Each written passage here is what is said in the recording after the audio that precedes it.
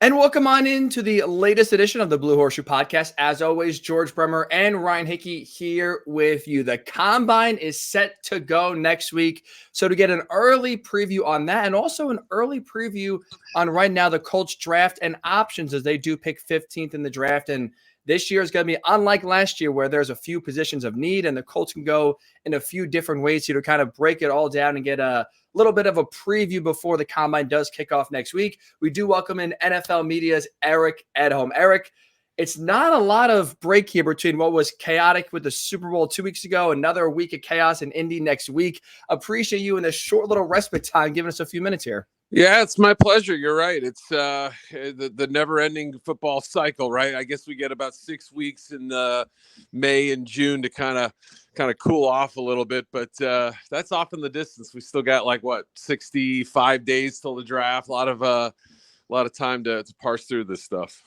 Absolutely, especially next week too is really when the draft kicks into overgear and we really kind of dive knee deep into a lot of this. So like we just said in the open, this year for the Colts is a big difference in terms of draft wise than last year. Obviously at picking fourth last year, it was quarterback. Well, They got the quarterback in Anthony Richardson. This year, Eric, I think it's fair to say that the Colts' three areas or the three biggest positions of need draft wise in no order: defensive back, edge rusher, and let's just call it pass catcher, playmaker on offense, wide receiver, tight end. When you kind of look at this draft class overall, which position of those three is the deepest where the Colts can afford to kind of be patient and still get some good value in, let's say, rounds 3 or 4?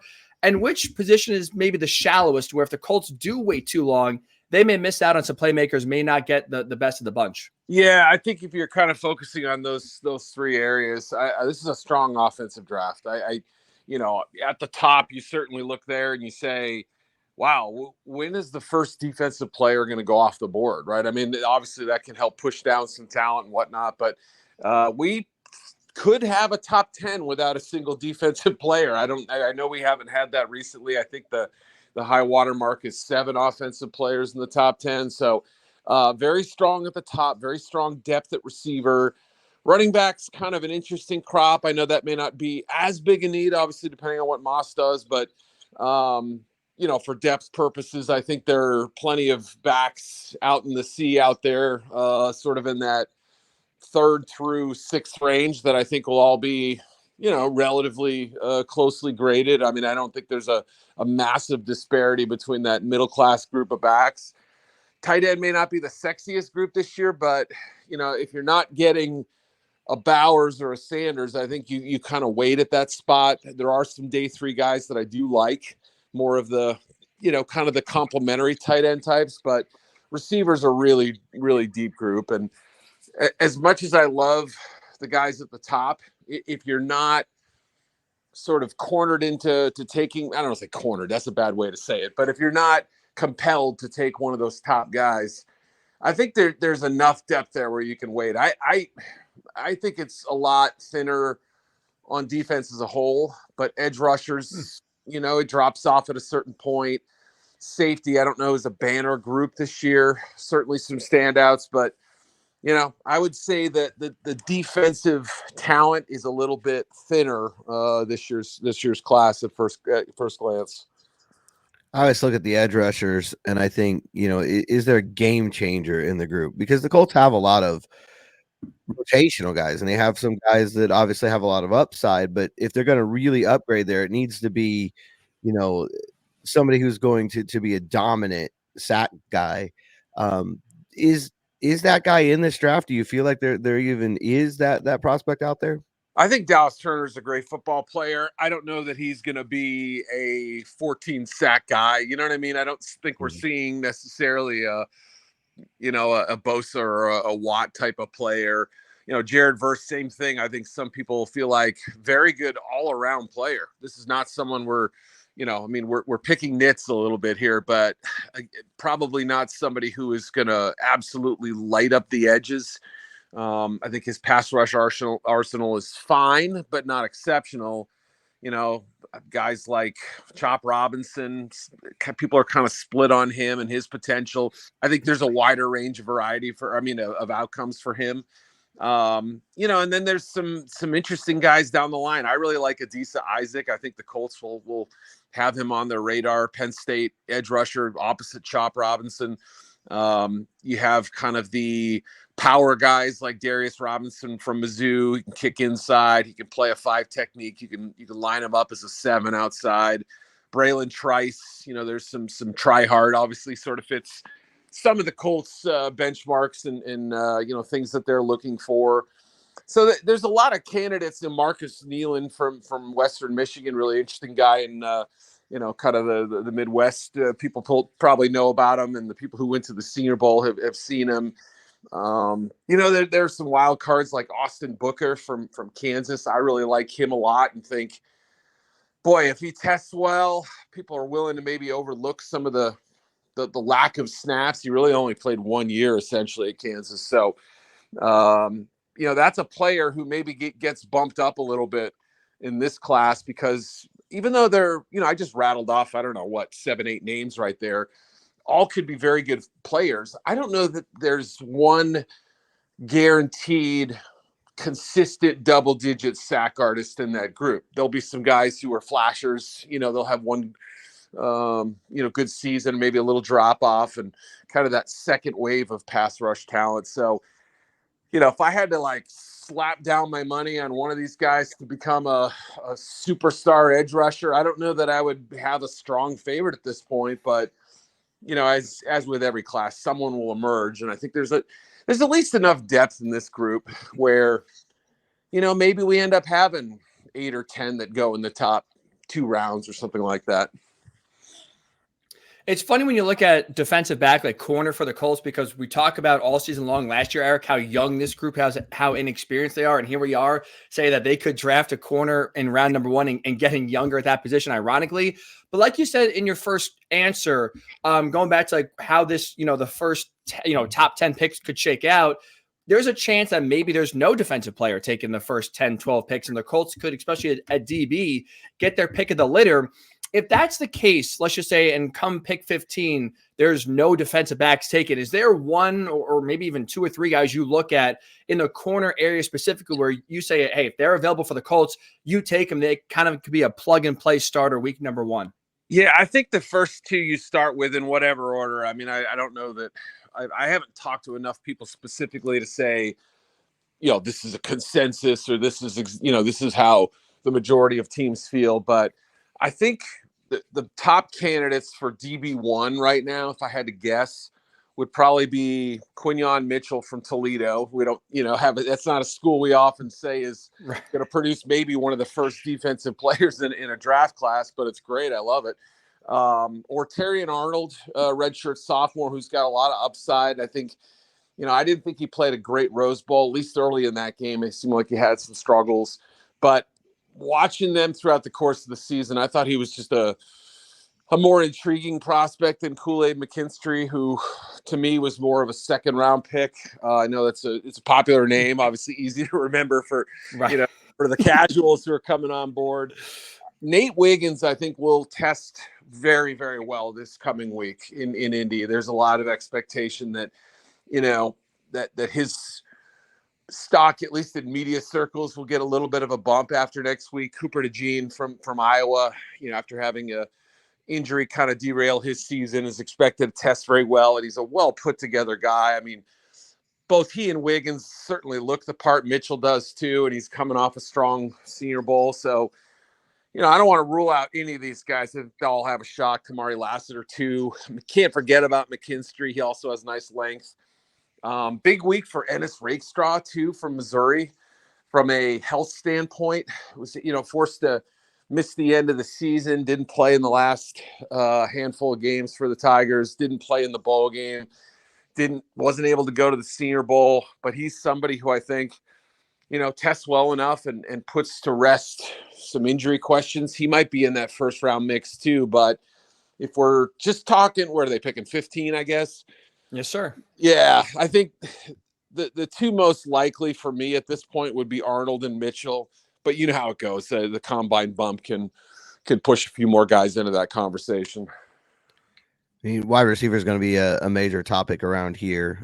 It feels like it is every year. And then obviously with Marvin Harrison Jr. out there and his connections to the franchise, people are excited about that. But he's not going to be there at 15. Everybody understands that. He may not be there at 3. We'll see how things go. From that class, I know it's another deep group. I know that the top end in particular is really impressive. Are there some names realistically that could be on the clock at number 15? Yeah, I mean, I would be shocked if there aren't at least 3 taken by that point. Like you said, Marvin Harrison. What are his connections to the Colts? I'm kidding. Yeah, Really vague ones. Yeah, that's right. Yeah, I would say Harrison's gone. Malik Neighbors is gone, and I would assume Rome Odunze is gone too. I think he's a top 10 pick all day long. But assuming those 3 are, I guess there could be a third one. The guy to watch, if I had to guess, is Brian Thomas from LSU.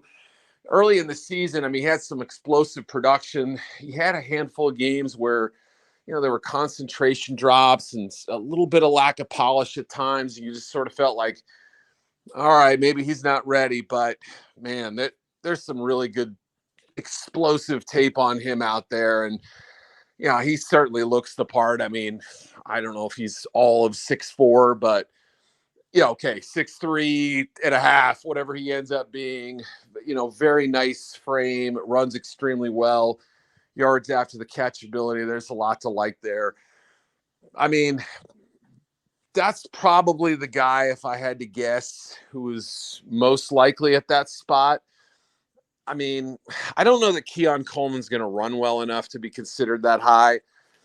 I suppose if there's I don't want to say sleeper, because I think most people know his name, but A.D. Mitchell from Georgia is somebody who maybe sort of put on the, if he makes his way into first round mocks, it's probably on the very back end or early second round, something like that.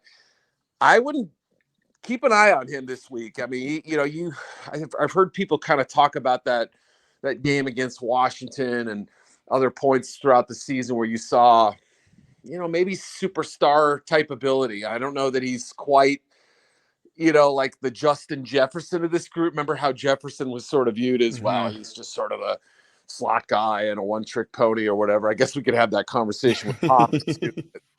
Mitchell's one to watch. Troy Franklin's one to watch too. I think both have a chance to rise. It's just such a strong position this year, though. You have virtually every type of receiver. You want a small, quick slot guy. You want, the Tank Dell type or whatever. You can find them. If you want the big, long 50-50 ball guy, it starts right at the top with Marvin and then works down from there. You want kind of the do-it-all guy. I mean, okay, then take Ladd McConkey in the late first or early second. I mean, Roman Wilson put on a show early at the Senior Bowl. There's just a lot of different types of receivers. Xavier Worthy could run a blazing 40 this week or next week, I should say.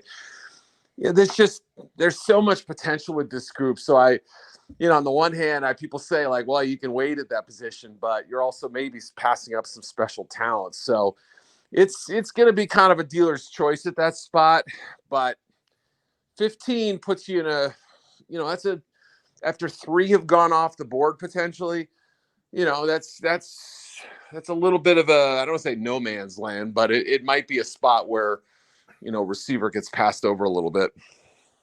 Last question for me, Eric. It's a 2-parter here. The apple of my eye right now in terms of talk about a home run at the Colts getting at 15, I'd be most excited for is Brock Bowers out of Georgia. That's one I'm very excited about. I think he's really well-rounded. So question number 1 is, what is his ceiling? Like if the Colts do get him wherever he goes, could you see him ending up being like a Travis Kelce, George Kittle, one of the best tight ends in the league in a few years? Kind of, can he get to that level, you think? Yeah, I mean, I would sort of put him a little bit more in the Laporta, Dalton Kincaid mold a little bit more. But yeah, I mean, I think there's going to be talk this week about how small he measures, and I'm using air quotes. You can't see me, but I mean, I think he's probably closer to 6'2" than he is 6'4", and I think he's probably closer to 230 than he is 245. That's just a guess. If I'm wrong, have me back on and I'll apologize. But there was that picture of him on Radio Row next to Gronk, and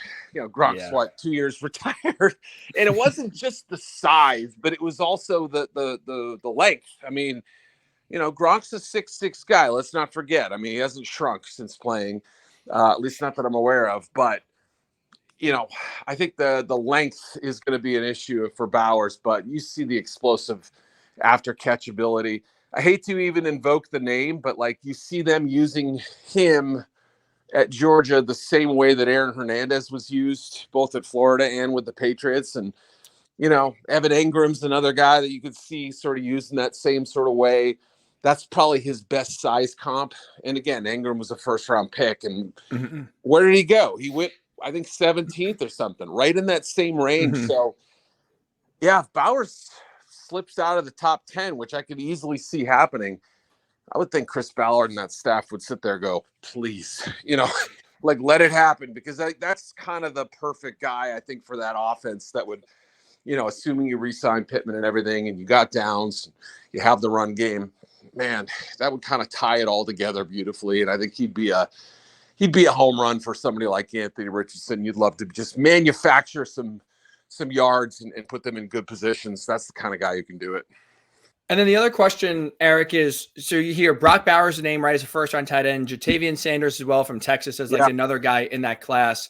What's the drop-off after those two? Like if the Colts aren't going to draft a tight end early, are they kind of missing the boat here in this draft, you think? I don't know that there's a special player in this class after that. I think there are some interesting ones. I kind of came away from Senior Bowl week thinking Theo Johnson. I mean, they didn't, really use him a ton at Penn State, but he's got a nice frame. He's not super long, but well built, and I thought held up pretty well after a good week in Indy. And, he's somebody who could be maybe a better pro than he was a college player, at least more impactful. And I've always kind of liked Cade Stover, that tight end position at Ohio State. I feel like every year we say that it's overlooked. They have stars at receiver, and last year obviously wasn't a great year for the Buckeyes throwing the football. Kind of the strain with Kyle McCord at quarterback. I felt like there were limitations. So, Stover's a really interesting guy who I think could also, appeal to Indy. But boy, as far as like top 100 guys, I don't know. I might be missing one or two, but there isn't a huge volume at this year's position. Last year was the happy hunting grounds at that spot. This year, not so much. So if you do pass on Bowers or don't get him, Sanders isn't in play in round 2, let's say, there's got to be a little bit of patience and a little bit of weight there, I think. Wrapping up for me, I know best player available is always going to be Chris Ballard, number one goal. So is there a position we haven't talked about where the value might be really high at 15? Yeah, that's a good question. I mean, I would venture to say there's going to be a run on defensive players somewhere in that middle of the first round after, like I said, I don't know exactly what the number is going to be, but I think there's going to be a moratorium at the top where we don't see much action on defensive players. And then, yeah, I mean, we talked about edge before. That's probably the most realistic spot if it's not corner, but yeah, it's going to be tough. I mean, offensive line, I think, I guess it's a possibility, and I guess you couldn't rule that out. There's some really good tackle prospects this year. So I suppose if Olu fell or, JC Latham was still there, you'd have to consider him. And, both guys, certainly Latham, I think could play inside if needed. And, again, if it's a BPA situation and some of those top defenders or Bowers or somebody else isn't available, you can't rule it out. Eric, the chaos is really going to get into full swing starting next week. Really do appreciate you kind of hopping on here, giving us a little bit to watch, not only for the scouting combine, but also to kind of players to keep an eye on for the next 2 months as we really dive deep here into draft talk. Thanks so much and enjoy next week. All right. Thank you, fellas. Appreciate you having me on. All right. We thank Eric Edholm for providing his, his perspective so far as we get set for the combine next week. It's interesting, George, because, again, it is night and day this year's draft talk compared to last year's draft talk, where the Colts can go in many different directions at pick number 15. Part of that, I'm sure, will be determined by who's coming off the board first. But where I want to ask you this question, kind of coming off Eric's, analysis so far of this upcoming draft class, is this. Let's just say, let's live in a world, George, where DB1 on your board is available. Tight end 1 is available. Defensive edge rusher 1 is available. And let's say offensive lineman, offensive tackle 1 is available. The Colts have at 15 pick of the litter right now in terms of high positional value and multiple positions of need. If you were Chris Ballard, George, what are you doing there at pick number 15? Where are you targeting the area that they should address the most if the top guys at each position are on the board still? I think this is going to seem counterintuitive in a way, but I think we're in lockstep on this one. Defense is the bigger need in general. I think everyone will agree with that. You look at the results from last year, the offense is further ahead than the defense is, and the defense needs more help. And Eric just got done telling us that this is not a deep defensive draft. So if you want some defensive difference makers, you probably have to go early. All that being said, I'd still go tight end on that group because the tight end group that's coming back, there's a lot of questions there. I mean, Mo Alley-Cox and Kylan Granson are great at what they do. And they're fan favorites for a reason. And the coaching staff favorites for a reason. But neither one of them is going to be the kind of player that a defensive coordinator is going to spend time during the week worrying about. They're not going to make sure that their guys know where they're at. Are they on the field? Are they not on the field? You need a difference maker like that somewhere in the passing game. Pittman is definitely that guy. There's no question. Defenses worry about where he is. You can't do that alone. Josh Downs may grow into that. We'll see. If you use Pierce more as a deep guy, he may grow into that as well. But I think Brock Bowers would walk in and be that guy day one. Week one, wherever they're at, they're going to worry about where Brock Bowers is, make sure whether he's on the field or not. And to me, I don't know that there's any of the defensive guys, and I think Eric backed that up, who have that kind of instant impact to where they're going to be not just part of the game plan, but they're going to be somebody again that during the week opposing coordinators are worried about. And at 15, if you can do it, that's the kind of player I think you need to come away with. I'm with you. And also because you heard Eric say before, the tight end group really outside of Bowers and outside of Sanders is pretty thin, where it sounds like if you don't get one of those two guys, you might as well either pass or wait till day 3 of the draft to get a tight end. And the Colts have done that with Jelani Woods, and Drew Ogletree as well, so that they've taken that route in the past of waiting till later in the draft to take tight ends, and so far it's not panned out. So if you can get, like you said, a game changer at a position, by the way, that is still one of the biggest. Like if you get a good tight end, that is a game changer on offense. You have a walking mismatch in almost any game you go into. But also, too, that's one reason why the depth is pretty shallow at that position. So if you get a chance to get a top-tier tight end at 15, I'm jumping on board, number 1. But also, number 2, like you said before, and Eric said it, the defensive depth overall is shallower than the offensive depth.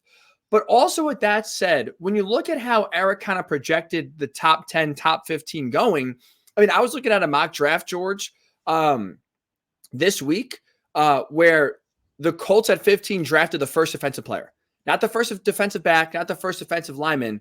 They drafted at 15 in this one mock draft, the first defensive player, which means even though the depth is not great with quarterbacks going, we could see 4 quarterbacks in the top 10 go. We could see another 3-4 receivers go early on as well. Eric said it's a deep offensive tackle draft as well. Those defensive players can get pushed down the board, where even though the depth is not there, you could still get a first-round talent midway through the second round just because of the volume of offensive guys going early on in the draft. So I think that's a side of the ball where you can afford, if you're Chris Ballard, to be patient. And then maybe if you want, trade up in day number 2 to get, a little bit higher in the second round and get maybe, the 3rd or 4th defensive back or the 3rd or 4th defensive lineman in the second round that's projected or valued as a first-round pick just because there's so many offensive guys going. I think that's another reason why I'm with you that if you can have the pick of your litter and the top guy at each position, defensive back, defensive line, tight end, and let's say offensive line is there, I'm with you. I would go Bowers. I would go tight end in part because I think you can afford to wait and still get good value on a defensive guy in round number 2 just because of the sheer volume of offensive guys that, I guess we sit here 2 months before the draft, seems like we could have a big run and an offensive dominated first round in terms of positions drafted. Absolutely. And I think there's a couple other things at play there. I mean, to me, I kind of talked about this, with Eric. I feel like if you're going to get a defensive end at 15, not anywhere in the draft, obviously elsewhere, it's a different, the math is different, but at 15, it needs to be a game changer. And there's no guarantee that guy's here. You can take a swing on a guy like Dallas Turner, coming from Alabama and the great traditions that they have there. And he basically filled in for Will Anderson this year. But doesn't mean he's Will Anderson. And if he was, he'd be talked about in the top 5 right now too. I mean, you're talking about the reigning defensive rookie of the year. So that's part of it too. I don't know, if you don't have that game changer there at 15, maybe you trade down. We've seen Ballard do that plenty of times as well. Yeah. And I also think defensively, they're going to be counting. I've been working, on our website, haroldbolton.com, on a offseason preview package in looking position by position. I'm on the defense this week. And one thing that's become apparent in doing this project is I think they're counting a lot on internal improvement next year too. And this is a young defense. You look at guys like Adetomiwa Adebari and even Eric Johnson on the interior defensive line, who took some steps forward this year. Johnson did, that they probably feel like they can get a lot more from those guys. The depth there's better next year than it was this year because of their experience. Same on defensive end. Easy to forget about Titus Leo. He flashed a little bit in the preseason as a rotational pass rush guy. And now, the injury, he's wiped out for the year. So out of sight, out of mind. But is he a guy that could come in and add to that wave of defenders that they want to throw at people? Adebari's got the inside outside mix that they love. So, if you can't bring back Tyquan Lewis, or if you decide that, you don't want to for some reason, can he fill that role next year? Or can he just back that role up, fill it, 2 years from now, 3 years from now? Linebacker's probably not. That's probably the one position where they're not looking at a whole lot of young guys. But even there, you had Saguna Luby, who's coming on, and you never know what he's going to be able to do. Corners full of young players. I know they feel like all of those guys got experience and can get better. So I wonder if that impacts the draft as well. As far as going at 15, that's what we're talking about right now. That first pick. If you feel like you've got a lot of young guys that they're going to get more playing time, they're going to take steps forward next year, maybe you're more likely to go, day 2 with a defensive pick. On that note too, it's like, we saw the pass rush at times struggle, and obviously defensive back struggled as well. But it is funny, when you look at pick 15, you kind of heard Eric before say, there's no, right now, these consensus number 1 DB. There's no guy that right now is like a Sauce Gardner, if you plug and play, and he's going to be all of a sudden a standout corner. And it's like the Colts at both D-line or let's say edge rusher specifically and corner, they have a lot of young, unproven guys, right? And so it's I don't think it makes sense if you are not sold that Terrion Arnold from Alabama can be a week 1 starter and can, basically lock down one of the starting 2 DB jobs immediately.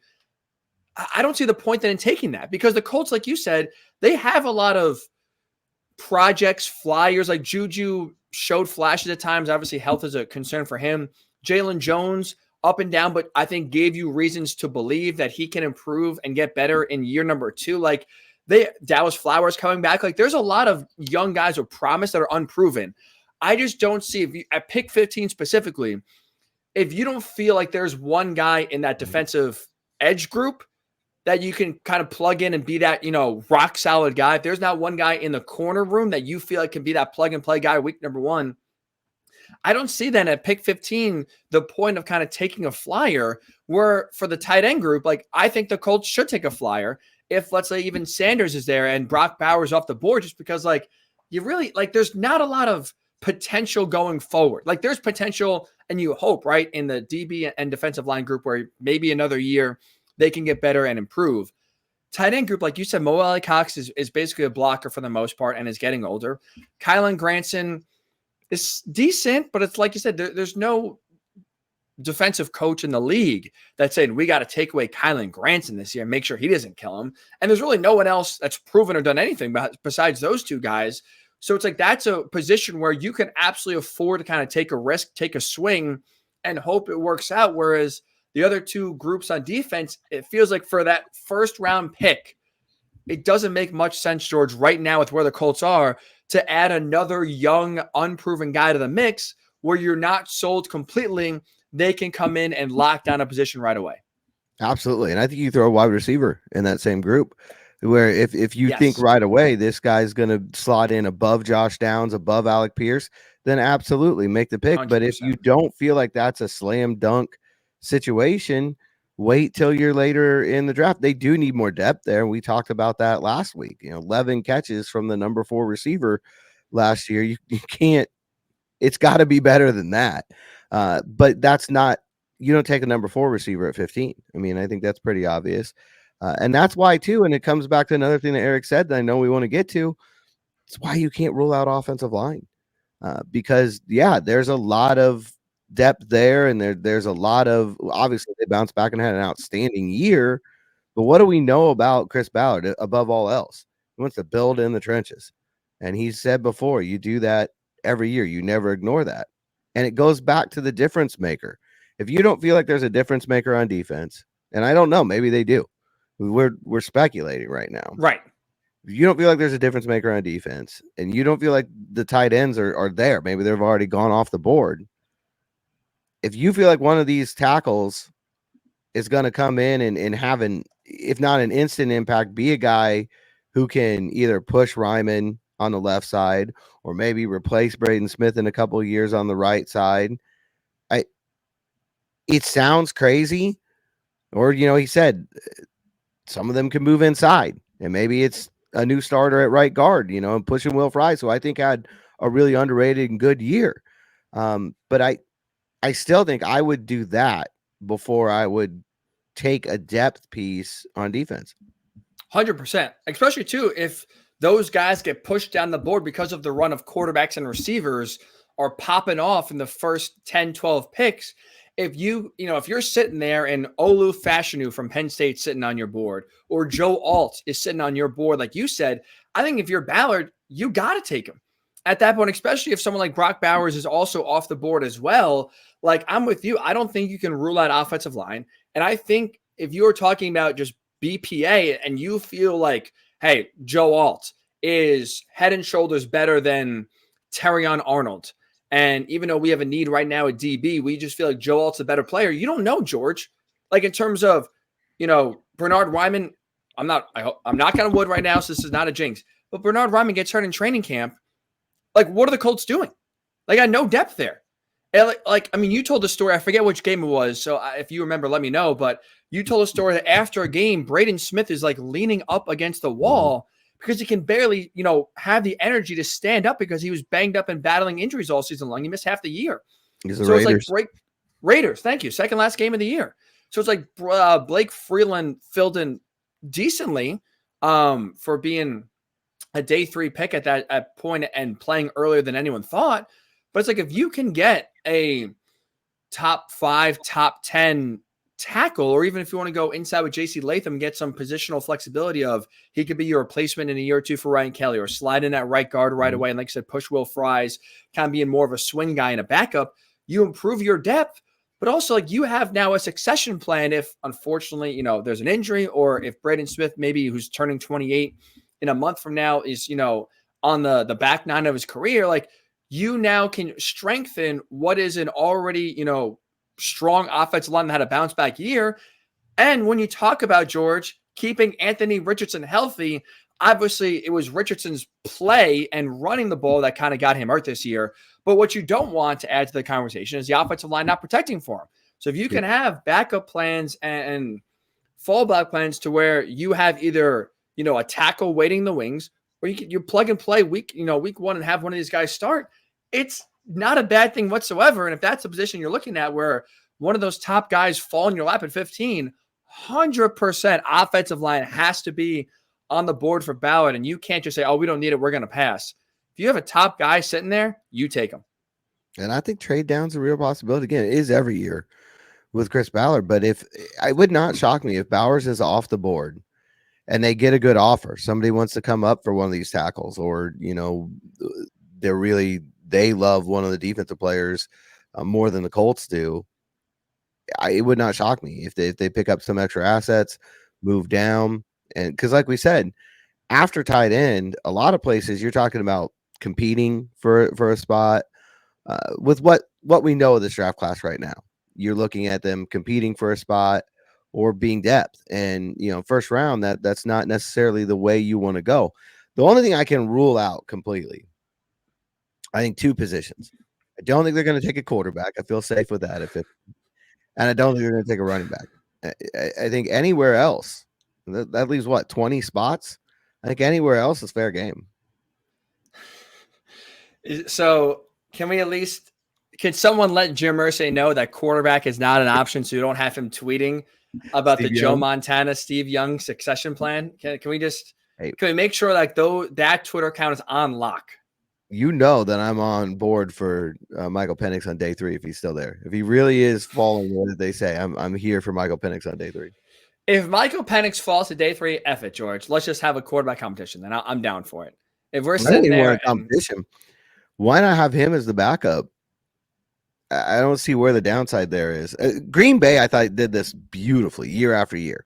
They'll go draft these quarterbacks later in the draft and develop them behind Brett Favre and Aaron Rodgers, and then trade them later down the road and get more assets. But while they're there, you have a legitimate, strong backup quarterback. It's one of the things we were talking about, I think, last week. The backup quarterback is kind of a sneaky need this year. And, if you can't sign a Jacoby Brissett or a Tyrod Taylor, why not draft Michael Penix Jr. or somebody like that and let them grow and learn, and in 3 or 4 years, flip them for more picks. You ready for this? What if you draft Michael Penix Jr. in day number 3, and you have in the backfield at the same time Michael Penix Jr. quarterback, Anthony Richardson hybrid position, we'll say, and JT in the backfield at running back? Who's stopping that offense? Any of those 3 guys? Well, I guess Penix is not going to run the ball, but any of those 2 guys can run it. 2 of them can pass it. Let's go, George. Run the width. Put Sam out there too. This is 3 quarters. Yeah. We talked about creating a Colts offense, right? Not mimicking what they do in Baltimore or Buffalo. You want to talk about a unique offense? I think the Eagles did that a few times with Carson Wentz and Jalen Hurts, where they put them both on the field.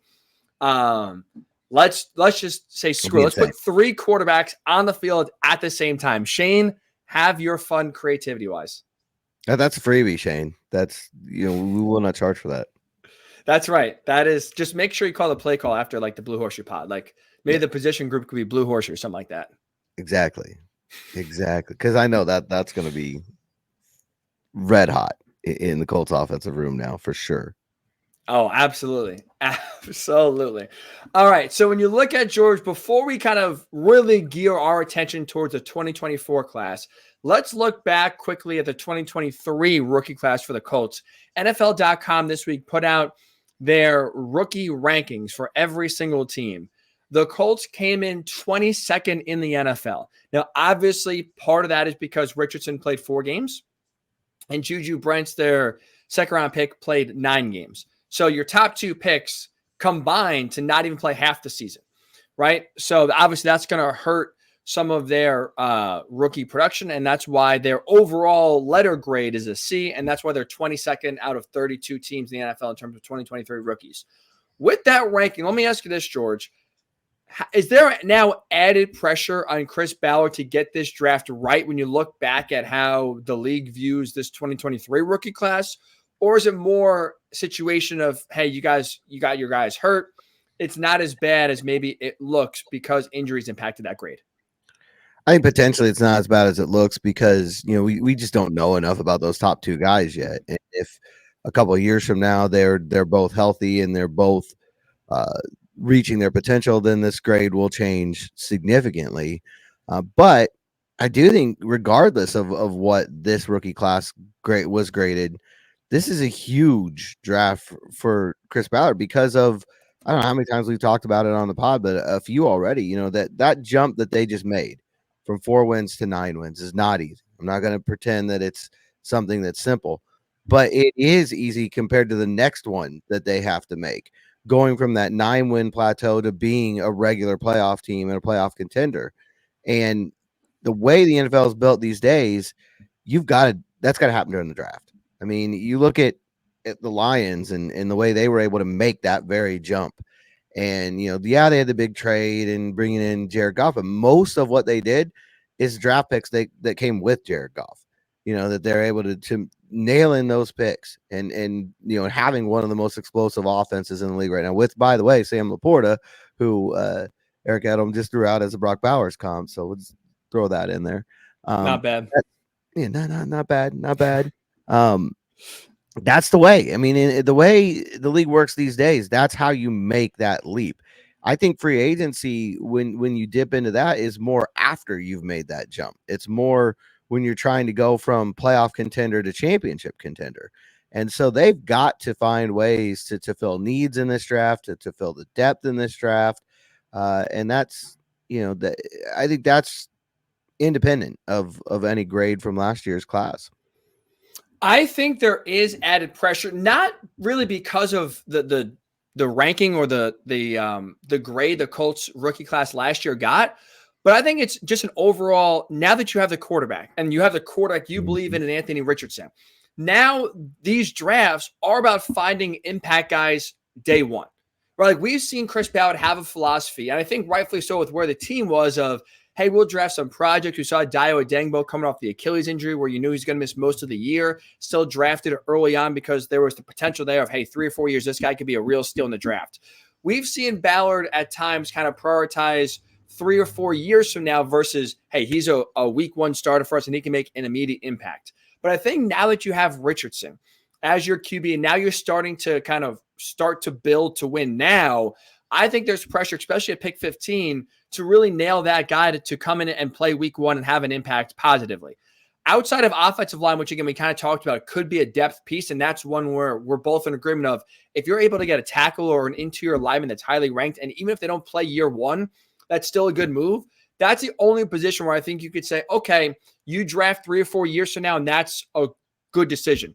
But if you go tight end with pick 15, if you go defensive back, defensive edge rusher, like now the impetus is, well, you better get it right. Especially if, right, we're talking about defensive guys specifically not going early on in the draft and you have your pick of the litter of maybe the best edge rusher versus the second best corner versus, the number one tight end, like whatever position you decide to attack first.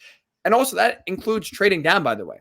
Mm-hmm. If you decided to trade down from 15 to 20 or whatever, and you are letting someone else get ahead of you to take someone that you possibly could take, you better be damn sure that 1, that player is not going to be a star.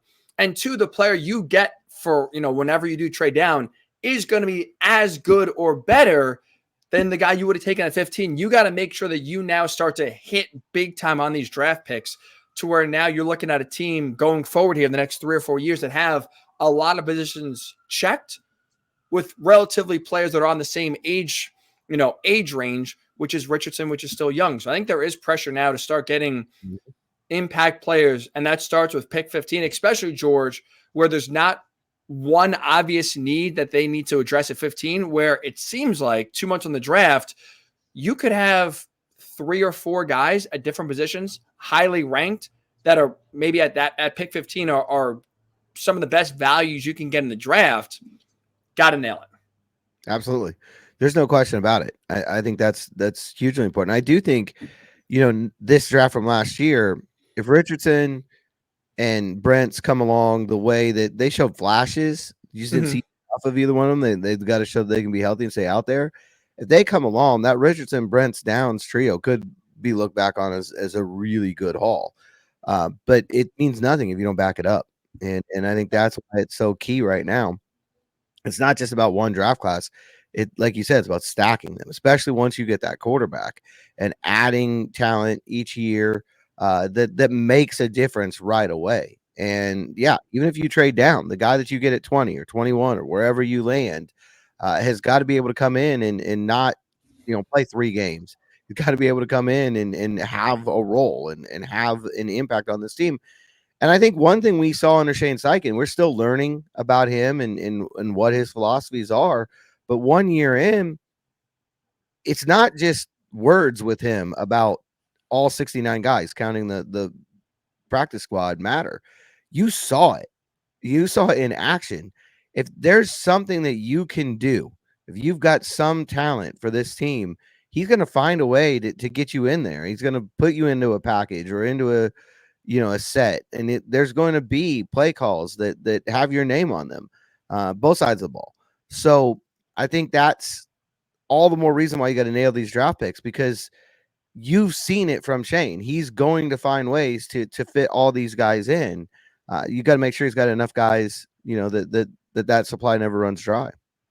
I mean, right, the last play of the season offensively highlights that. Tyler Goodson, ball in his hand with the season on the line. Just shows you right then and there. He's not afraid to put any of these guys on the roster in the game and have them play, which, like you said, now if you're Ballard, then you have to provide enough players in depth to where if he is calling on running back 2, receiver 3, tight end 2, whoever it may be, that when their name is called, that they're good enough to come through. And that pressure is on Ballard right now to provide enough of a crop of talented players to where Steichen, and that kind of allows his creativity right to flow when you do have all these different weapons to utilize. You're not just confined to 2 or 3 players. It's that's where we've seen him. That's where the creativity really, it does flow and really does get expanded when you have multiple weapons to use all different positions. Last thing here, George, before we do get out of here, we were recording this on Wednesday. Yesterday, Tuesday, the 20th, was the first day that players can be franchise tagged. The deadline is March 5th. Obviously, right now, the biggest name for the Colts when it comes to the franchise tag is Michael Pittman Jr. Let me ask you this question here. Is there anybody else? Is there anyone else right now in what is a very deep free agent class right now for the Colts, where a lot of guys are not under contract? Is there any other name we should be talking about that is in play for the franchise tag, or in your mind is a Michael Pittman Jr. or bust? It's probably Michael Pittman Jr. or bust. But, I mean, when you look through it, I think there are guys that you have to at least discuss. I mean, the last time they used it was on a punter, so maybe Rigobert Sanchez, right? I mean, he's free agent. Why the hell not?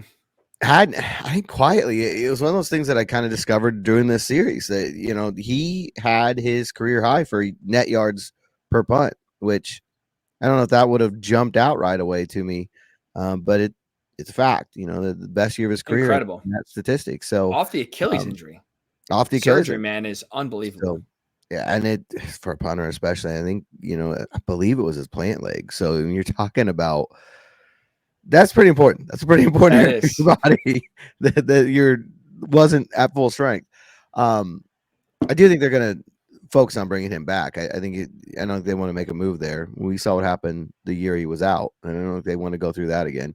But I don't think franchise tag's not realistic there. Grover Stewart is a guy that, okay, you'd have that conversation. But I think with Aaron Donald, Chris Jones, just mixing those two together, that'd be a hell of a player. And then goodness, Jeffrey Simmons. I think the top end of that is probably at a point now where, especially Grover going into his age 31 season, I don't know that that's something you'd love to do. And then the other guy that comes to mind, I think you have to conversation about, is Julian Blackman. But I do wonder, because I don't think the safety number is that big. So it's something that you might be able to look at. I think, one, you'd have to have a deal with Pittman done already before you would tag Blackman. And 2, I'm not trying to downgrade Julian Blackman, because I think he's a great player and I think he's somebody they need to bring back. But I'm not sure outside the building that the other 31 teams are going to be rushing to offer him big money, given the injury history. And they may not value what he did at strong safety as much as the Colts did. So I don't know that the urgency is there to tag him the way it is with Pittman. And Pittman, that's why you keep hearing that. I mean, obviously, if he hits the open market, he's going to get offers probably from 31 teams. So I think the best course of action for the Colts is either get a deal done before the franchise tag deadline, which is unlikely, or tag Michael Pittman Jr. and make sure that at least that box is checked for the offseason. I guess the calculus, if you're Chris Ballard, what you have to think is, what is Michael Pittman, like if we let him go in the free agent market, what is, like, are we going to actually get priced out by another team, or is it going to be relatively what you expect, where you feel, let's just say, comfortable giving him $25 million a year, let's just say, and you feel confident that any offer that he's going to get from another team is not going to surpass that, where you could match it easily and say, all right, we'll bring you back. That versus like someone like Kenny Moore. Like if Kenny Moore, well, he's going to get to free agency. Like, is it a greater risk to, like, are you more likely to lose Kenny Moore in free agency or Michael Pittman Jr. in free agency? I think that's a calculus you have to go through if you're Chris Ballard, and why, like, I think you can look at the franchise tag and be like, maybe we should use it on another position. Like you said, the last time they used it 10 years ago was on a punter. They're not afraid, the Colts are, that is, to be creative in who they tag. It's not just the obvious guy. I would agree. I don't think it makes fine. Like you can, I think you don't have to worry about getting priced out for Kenny Moore or priced out for Julian Blackmon or priced out for Grover Stewart. So I don't think you have to tag them in order to kind of retain them for a year on the cheap versus Michael Pittman Jr. But with that said, George, right, there obviously are also different tags as well. The exclusive tag, the non-exclusive tag. If you're Chris Ballard, non-exclusive tag does allow basically the Colts to match any offer he gets or lose it for 2 first-round picks. That feels like the move, right, where you're going to allow Michael Pittman Jr. to get offers, but you feel comfortable you can match whatever he does get. I think so. The exclusive tag, I think, also raises that number even higher. I think it's like 22.1 right now. Or I think for Pittman, I think I saw it's like 21.6, I believe, is the estimate. We don't have a cap yet, so right, the number is still a guess right now, but I think it was 21.6 is the estimate I saw for him, which is, you know, a huge number. But I think Ballard said in the postseason presser that he knows that's coming. He knows what the market is for wide receiver, and that you got to pay what you got to pay. So I don't think they're going to shy away from that. But yeah, I think the non-exclusive is probably the right way to go, because you do, like you said, in some ways, sort of what I think Baltimore was trying to do last year. You get somebody else to do the work for you. They put the contract together, they put it on the table, and then Pittman and his agent agree to it. You can say, okay, I'll match that. I think that makes the most sense, especially like I said, I don't expect Pittman to get any offers of $30+ million a year. I don't think he's in that, upper echelon of Justin Jefferson, Jamar Chase, both of whom could get contract extensions this offseason. So you figure like that, that number is only going to balloon. I don't think Michael Pittman Jr. is going to be in that category. So yeah, I think that's one where I expect at some point by March 5th, that franchise tag, is placed on him. I would assume, George, maybe you tell me if I'm wrong, when we reconvene for the pod next week, do you think the tag's going to be placed on there, or do you think this is going to go to the deadline? I mean, Ballard usually takes everything right to the edge, right? So it probably will go to the deadline. I mean, just watching his MO, I think it's something we're definitely going to ask about, obviously, at the Combine next week. How close is that? Is that the decision you're leaning towards? Have there been extension talks? I think Pittman kind of hinted that they purposely didn't talk about anything till after the season. So it'll be interesting to see. I think one of the things that the franchise tag does as far as leverage for the franchise, besides, limiting free agency, if like Pittman talked a lot about, I want to see what's out there. I want to, we've gone this far, so I want to see the market. But you could say, well, we're going to tag you anyway, so you're only going to see the tag market. I do think it helps, though, if you're trying to work towards a long-term deal, because the agent knows, okay, he's going to get tagged anyway. Like if you were saying, if they're offering 25 a year, maybe you're more likely to do that without seeing if 30's out there. And it seems like early on, from the outside view, it seems like Ballard is more accepting of paying a receiver than obviously a running back. So, hopefully, it sounds like the communication and the understanding is there on the surface level, to where we hopefully won't have a JT situation 2.0 where there's miscommunication, where there's misunderstanding, where there's frustration, where there's not a lot of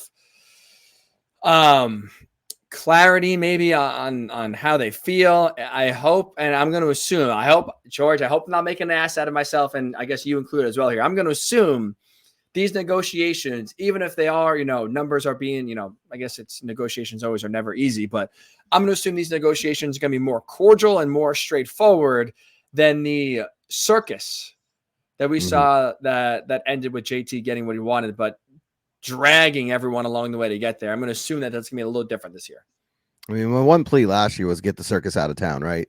Pack up the tent, get it out of there. My one plea this year is no bus visits during training camp practices. That's all I ask for. That's true. Yeah, if the Irsay bus shows up to Grand Park, we're in trouble, man. I mean, it's fine if the bus is there, but I don't want any star wide receivers needing to have a sit down, getting called off during the middle of practice. Yeah, don't need that this year. That's the one thing I would having an owner press conference during the middle of training camp, literally. That happens a lot. It's not usually as newsworthy as it was this year, but that will happen again. I'm not asking for that one because that is a very common training camp ritual, but I don't think that they need another standoff with a star player and certainly don't need another fruitless meeting on the bus. I would agree. Combine week is approaching, George. Next time we talk to you, you'll be knee deep in all of that. Excited? Not looking for like what's the feeling here is talk about a circus. The entire circus of the scouting combine is coming to your backyard.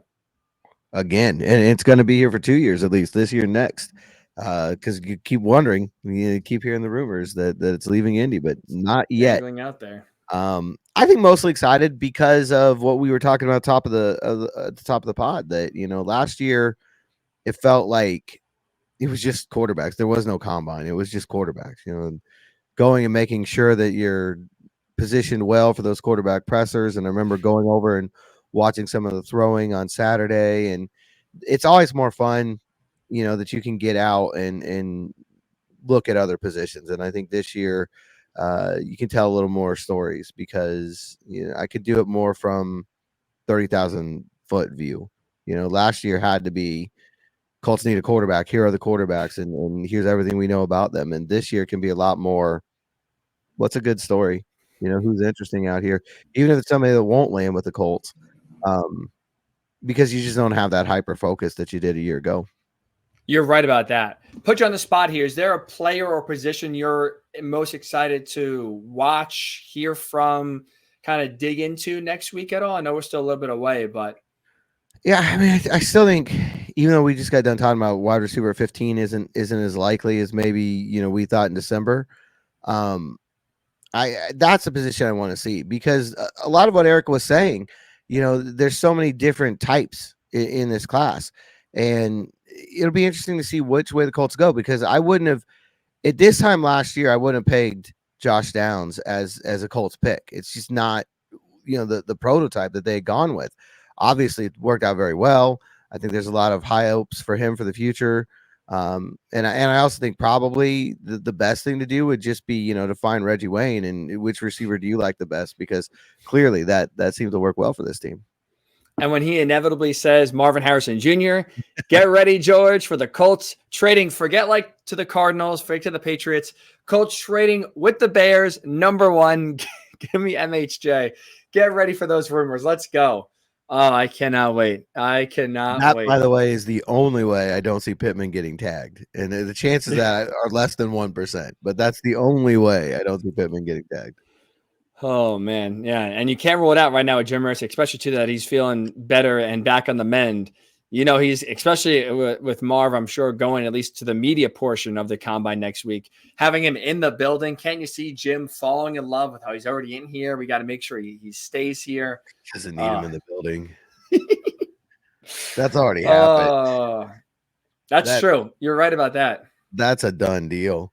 I can see Irsay walking into Ballard's office though and be like, look, my life flashed before my eyes. I need Marvin Harrison Jr. here.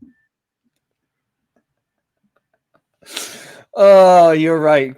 Poor Chris. Poor Chris now having to, deal with the owner of, let's trade up to number 1. Let's go get the best player in the draft. That'll be fun.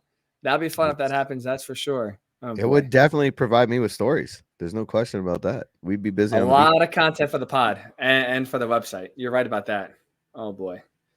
Well, George, rest up. Next week is going to be fun, busy, hectic, chaotic. Any adjective you want to use is applicable here. with the combine coming to town next week. We will have you cover rumors, reports, how guys are looking, what Chris Ballard says, what Shane Steichen. Well, we already know what he's going to say. Nothing. But we'll still talk about it. We'll still talk about it. That's for sure. So subscribe on YouTube. Don't forget hand measurements. That's the biggest part of the combine. Well, let me ask you this. Do hand measurements, does anyone care outside of quarterback? I don't think so. I don't know why they care at quarterback either, because Joe Burrow has small hands. Yeah, I wish he dropped in the draft. That would have been nice. Well, I guess we talk about offensive line arm length, right? That's the only other, when it comes to the upper body. QB arm hand length, size, offensive line arm length. And heights of everybody. So get ready for guys that are too small. Get ready for guys that are too big. It's going to be a lot of fun. A lot of fun. We'll have you covered there with at least one pod, and we'll obviously see how the week does progress as well. We may have a few emergency pods possibly on the way as well from the combine next week. So this is why, better than ever, subscribe on YouTube, subscribe wherever you do get your pods. We are all over the digital platform, Blue Horseshoe Pod. Have a great rest of your week. We'll talk to you from the Scouting Combine next week right here on the Blue Horseshoe Pod.